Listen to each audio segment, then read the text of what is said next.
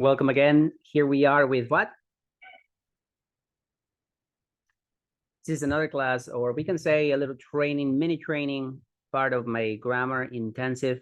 It's a program designed to help students taking tests like IELTS, TOEFL, improve their grammar skills, like their grammar accuracy, and achieve a high score, meaning band 7, 7.58, especially 8 or 9.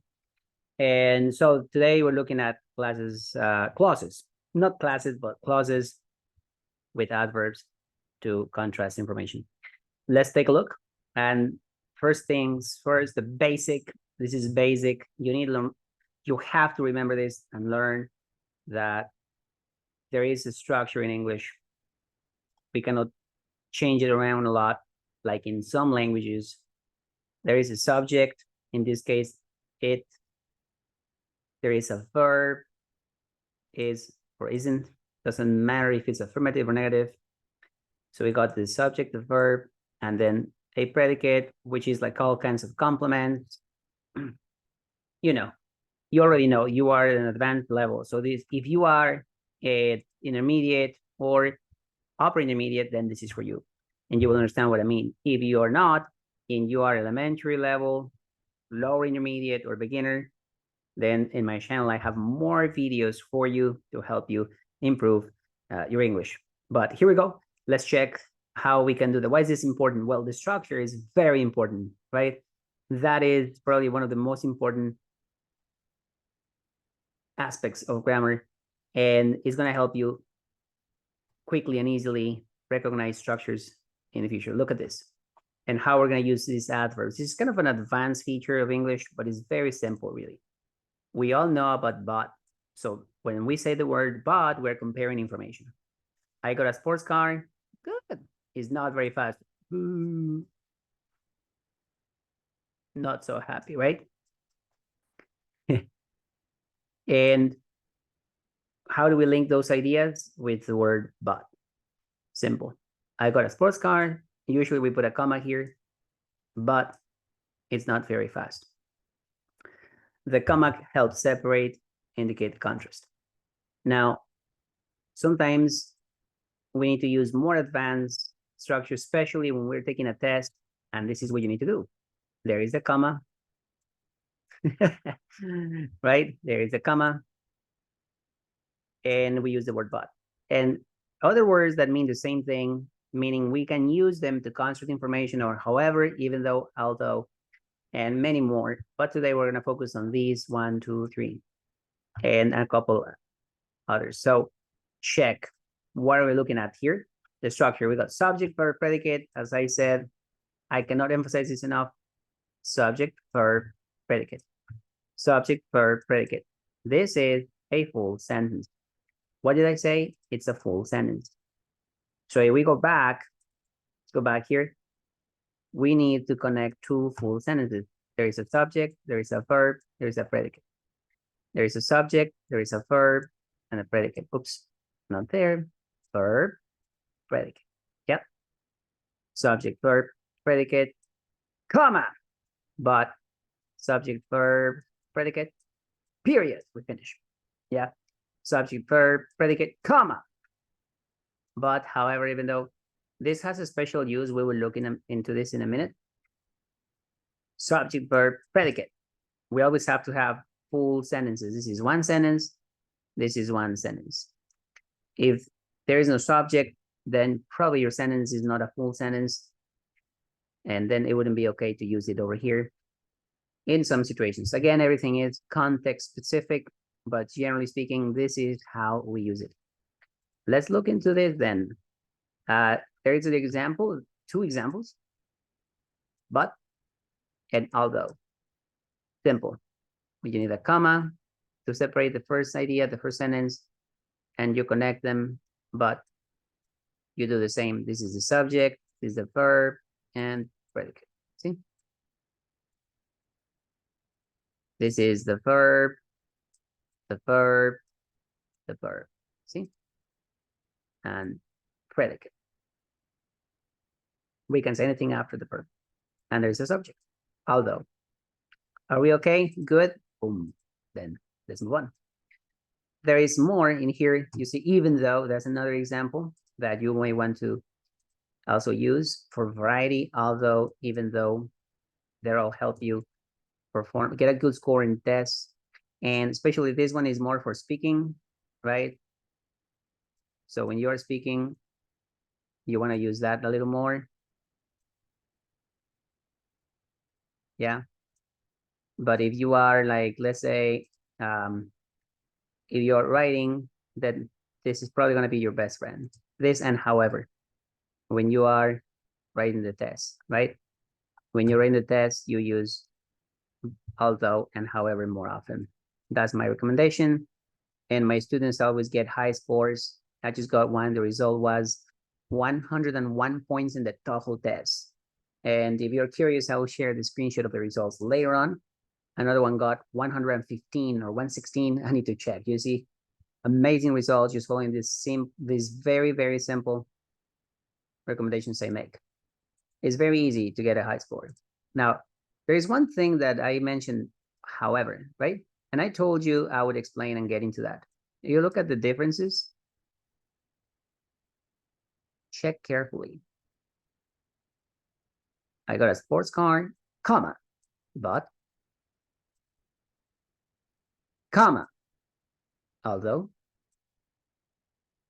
comma, even though, period, however, comma. You see that? Very important you remember this.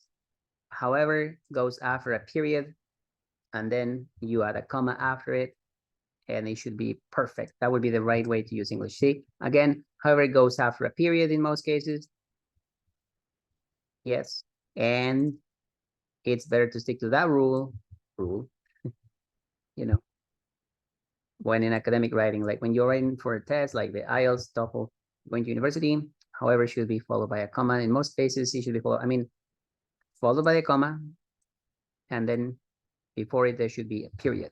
So first idea, this camera is good, it's expensive. In here, we can say this thing is very expensive. I'm going to buy it anyway, but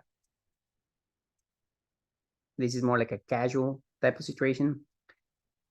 And again, keeping it simple, this camera is good, there's a period, I have to use what? What? However, what? What did I say? However, okay, because there is a period, comma. You need to know that. You want to get a good score, do this, you're going to get a great score. And moving forward, you see, I do not believe in superstition. However, see, period. However, comma, period. See? Capital. However, comma. I never congratulate someone. Oh, this doesn't make sense. It should say, I always, right? We're contrasting. I always. Now it makes sense. I always congratulate my friends, my family, others on their birthday. Wow. This is a very interesting one. What a sentence is this? You get the point. And if I fixed it myself, I would say, okay, forget it. Let's just fix it together. So again, the phrase would be something like this. I do not believe in superstition. I don't. Just say I don't, right? I don't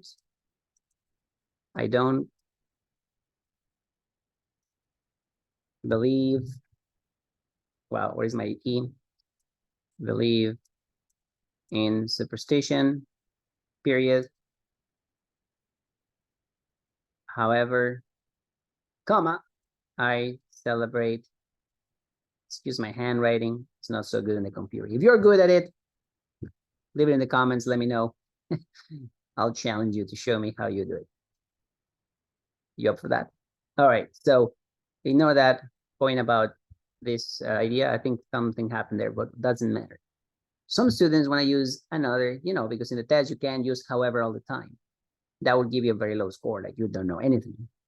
And you are like a high level, 7.5, 8, 100 points, 115, you should be able to use this well. And unfortunately, find that many students don't know how, so here it is. Despite is a preposition. If you don't know what that means, then let me explain.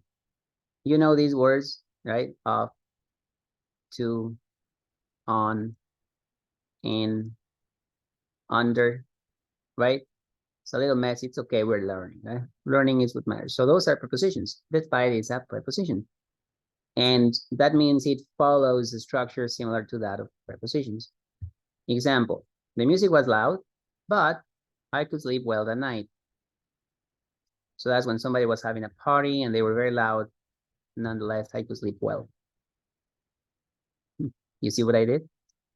And I want to use despite. Despite doesn't take a full sentence. Do you remember that? A full sentence has subject, right? Subject, the music, verb, was, a complement, which is like part of the predicate, subject, verb, this is the verb phrase. I couldn't sleep well that night. That's the predicate. The verb, and I is the subject, I. Now, with that in mind, I said we cannot use a sentence with a subject and a verb, and when despite prepositions don't take that. So it would be the loud music, no verb. Despite the loud music, I could sleep well that night. Now it's perfect. Let's check this a little. Look at it closely. What's a preposition and how they work?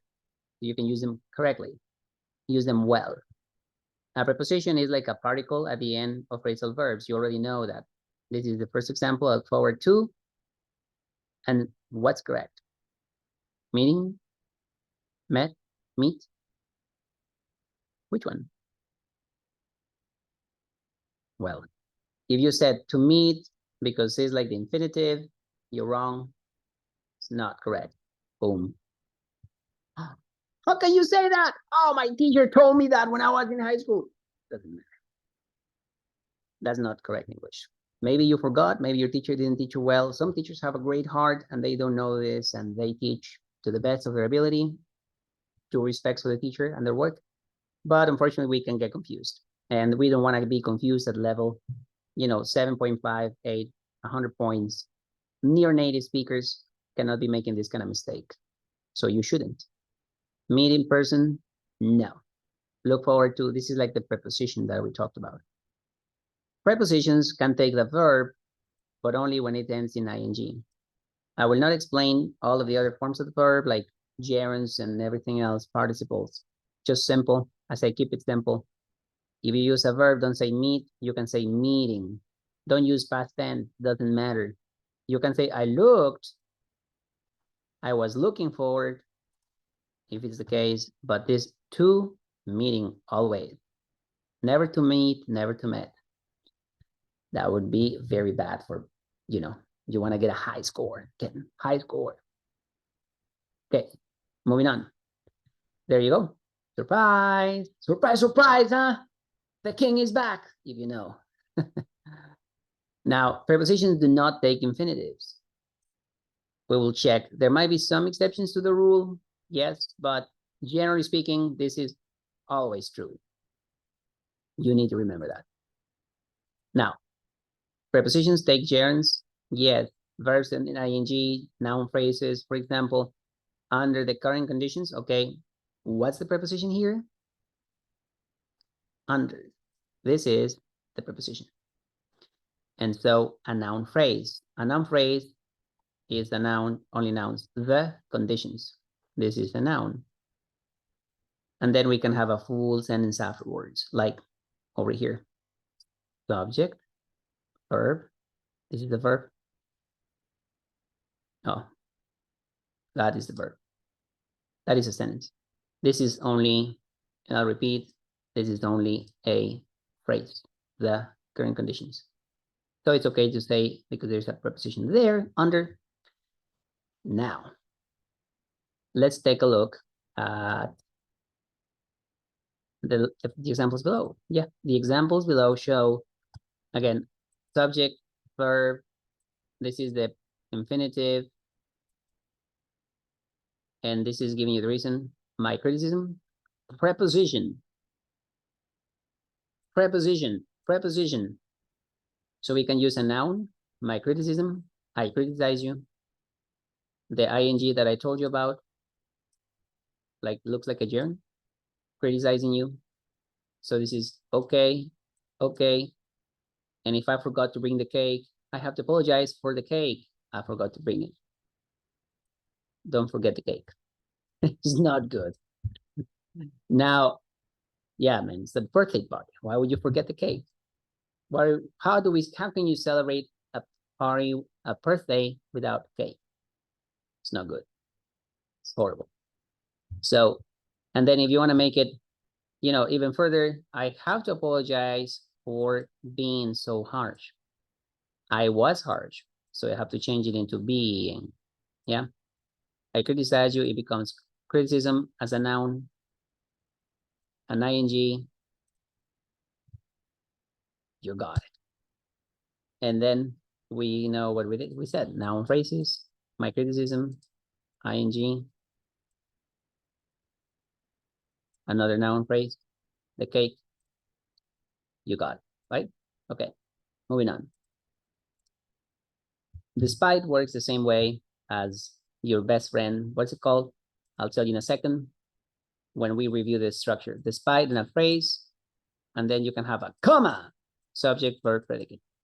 Despite my criticism, comma, subject, verb, predicate. Despite my criticism, oh no, despite criticizing you, this is what? The phrase, ing, yeah. Comma, right here. Subject, verb, predicate. See? So always, despite, phrase, comma, subject, verb, predicate. Did I say that? You have to learn this. Don't forget. Don't make mistakes. You need to show you are at that high level. And with that, we're going to check the following. Check this out. It's the same structure. Despite and in spite of follow a similar structure.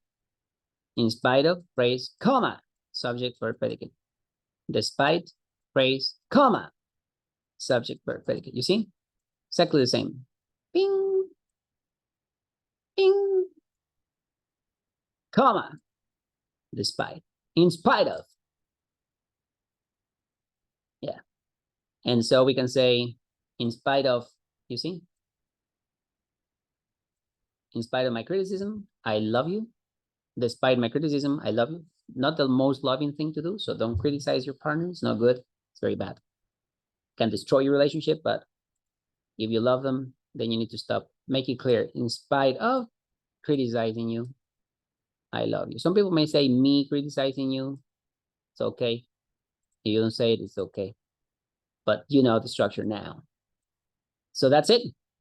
You ready? Go get band 9. If you need it, band 9, band 8, 7.5, 100 points, 115 in the TOEFL, 120 in the TOEFL, and or the GRE. If you need help, I'm here. Subscribe. Make sure you subscribe to the channel. And if you need some help, there is a link where you can find me, book a lesson, and we'll see how to help. Yeah, how to help you further. For now, that's all. Enjoy your day, and I'll see you next time. Boom, boom, boom, boom, boom.